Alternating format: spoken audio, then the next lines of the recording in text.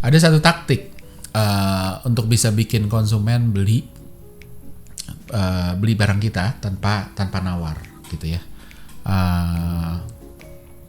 Saya mau jelasin di episode ini. Tapi sebelum kita masuk ke sana, balik lagi, pengingat rutin seperti biasa.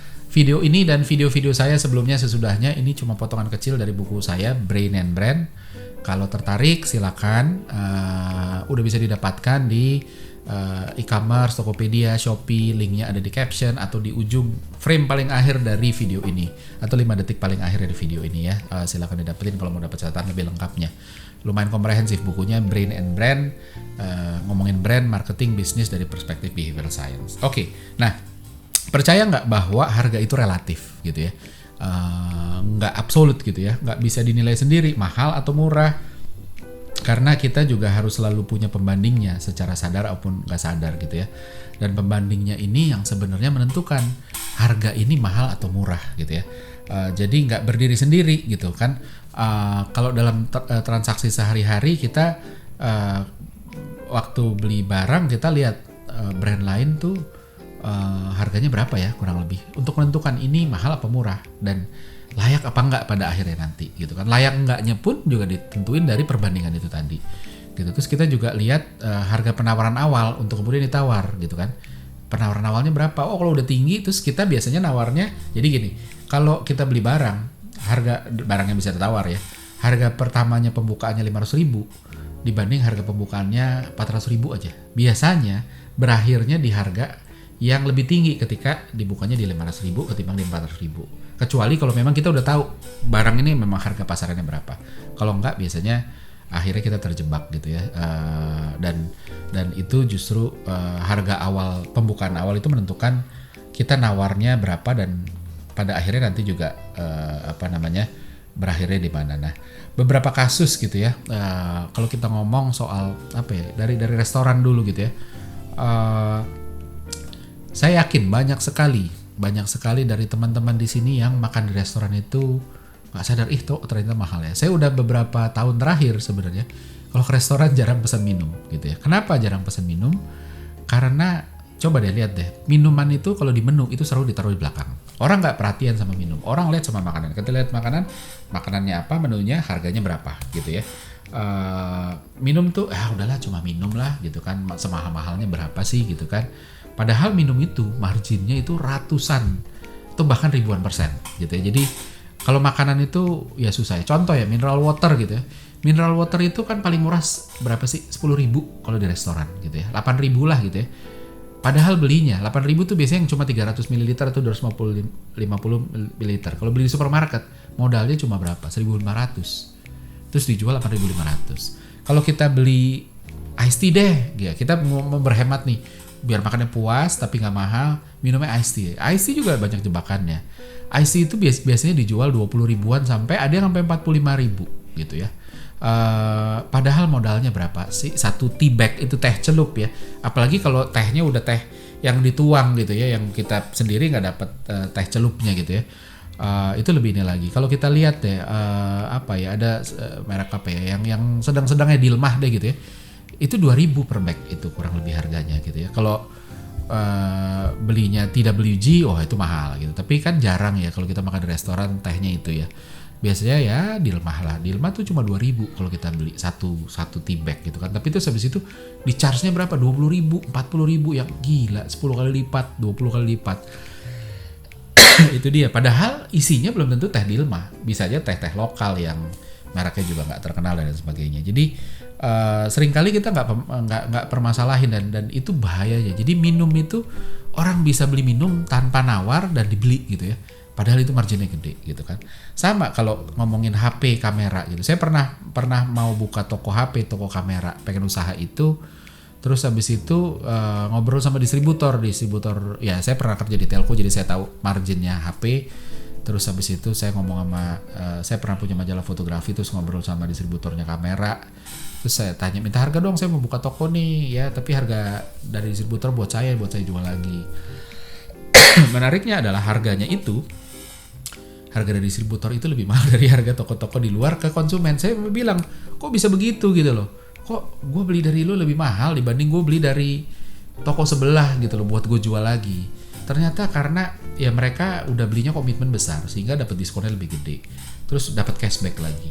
Dan yang ketiga, memang profitnya nggak gede di sana gitu ya. Profitnya tuh dari apa? Profitnya dari aksesoris. Kalau kita ngomongin kamera gitu kan, orang habis beli kamera tuh beli memory card, beli tas kamera, beli lensa, beli tripod, beli pembersih kamera dan lain sebagainya. Margin di situnya gede dan kita jarang banget tawar barang-barang gitu. Kameranya ditawar habis-habisan, marginnya tipis gitu atau bahkan nggak ada margin.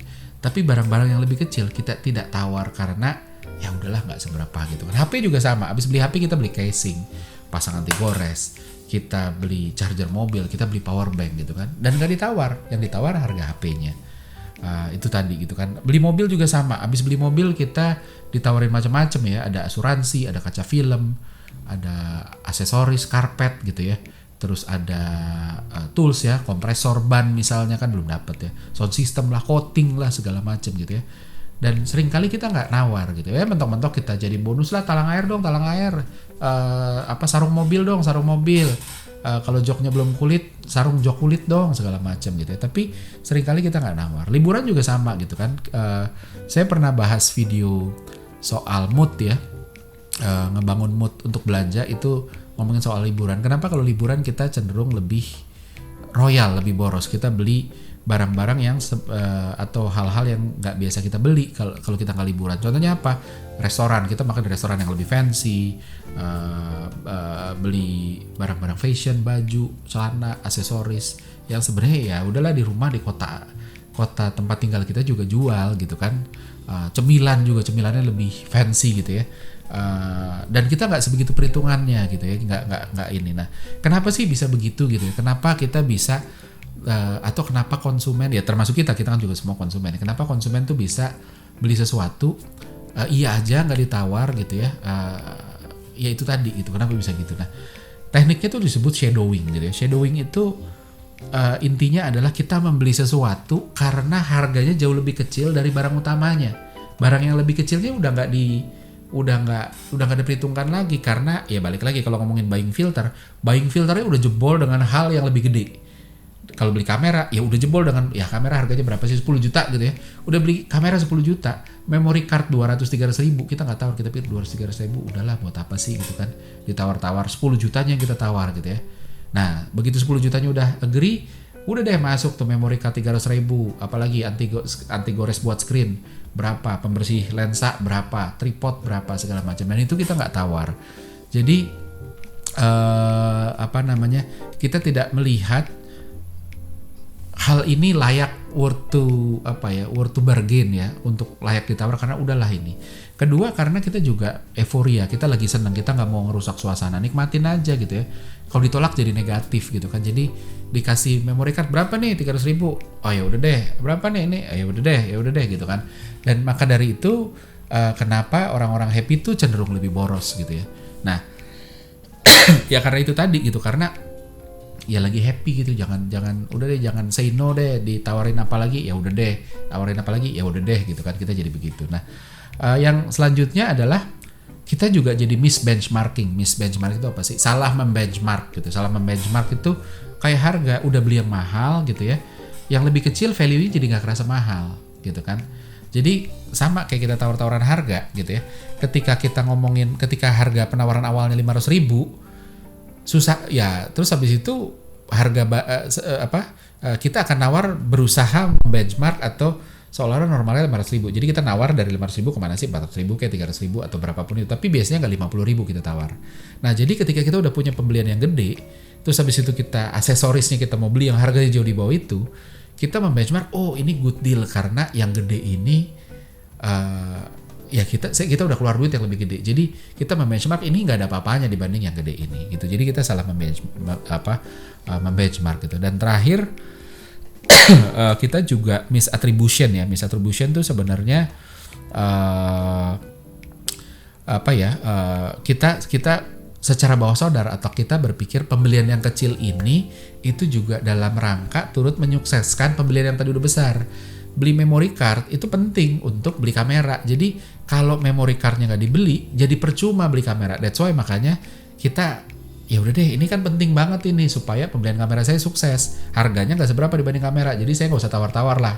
Kurang lebih kayak gitu ya yang terjadi di otak. Nah, benefitnya buat brand apa? Secara pricing teknik, kita ngerti bahwa kita harus selalu bisa upsell dan cross sell. Setelah orang beli sesuatu yang mahal, kita bisa naikin sedikit lagi. Habis beli datang ke McD, di upgrade ya tambah 1.000 bisa dapat kentang lebih gede, dapat Coca-Cola lebih banyak. Itu juga kan itu upsell cross sell. Kayak Apple gitu kan. Apple aksesorisnya mahalnya ampun-ampunan gitu kan. Colokan adaptor ke HDMI USB-C aja berapa. Terus belum lagi karena USB-C-nya nggak banyak, butuh tambahan lagi supaya USB-nya tambah banyak. Tapi ya akhirnya dibeli juga dan kita nggak nawar karena harganya walaupun mahal itu mahal banget. Tapi nggak sebesar harga atau rupiah yang kita keluarkan untuk beli laptopnya, misalnya beli MacBook gitu ya.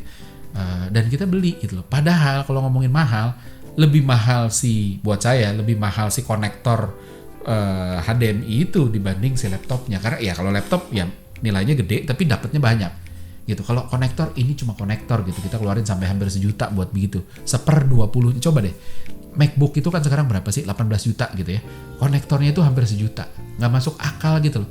Nggak ada engine-nya, nggak ada prosesor, nggak ada hard disk, nggak ada layar, nggak ada apa-apa. Harganya sepersekiannya dari harga laptop, kan nggak masuk akal. Nah itu tadi, karena udah shadowing tadi. Dia bersembunyi di balik di balik shadow-nya si yang harga laptopnya yang udah mahal itu tadi gitu kan.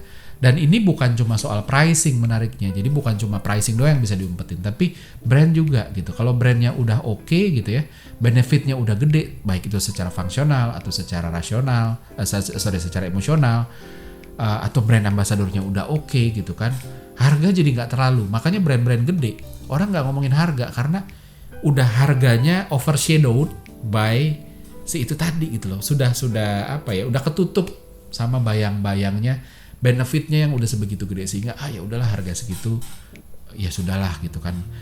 Termasuk juga ketidaksempurnaan pun dimaafkan karena brandnya udah gede gitu kan. Wah, gue punya brand udah keren nih, bangga banget gue. Nggak sempurna, cacat-cacat dikit ya, mohon maaf ya. Termasuk Apple, saya pengguna Apple sejati, tapi Apple tuh kan kalau kita beli laptop ya, aduh konektornya butuh banyak, butuh ini, butuh itu segala macam. Itu kan ya buat saya sebagai pengguna Apple sebenarnya itu ketidaksempurnaan gitu ya. Tapi kita memaafkan karena udah begitu happy dengan benefit yang dikasih sama Apple. Wah, pakai MacBook Pro secara experience enak gitu kan, buat kerja enak, stabil, akurasi warna oke, nggak gampang rusak, awet, keren lagi gitu ya. Jadi kalau ya udahlah kalau cuma sekedar colok-colok kita maafkan. Nah, itu tadi, jadi brand bisa memanfaatkan itu ketidaksempurnaannya jadi bisa dimaafkan akhirnya. Walaupun bukan berarti itu kita bisa asal-asalan aja bikin brand ya. Nah, kalau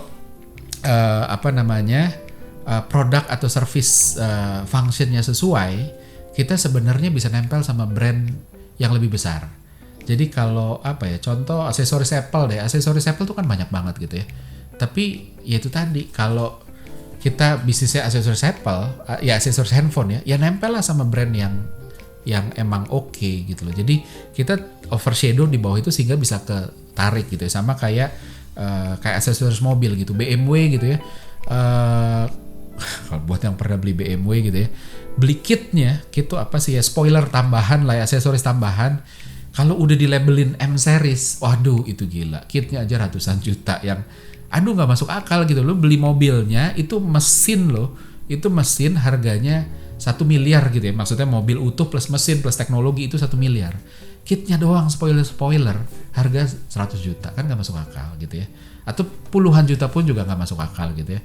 Mercy juga punya AMG kit ya, 2 itu sama gitu ya. Jadi itu tadi, ketika dia bisa overshadow di brand yang lebih gede, di harga yang lebih gede, dia bisa lolos begitu aja. Nah jadi triknya untuk punya barang bisa dibeli orang tanpa mempertanyakan adalah overshadow di bawah sesuatu yang lebih gede.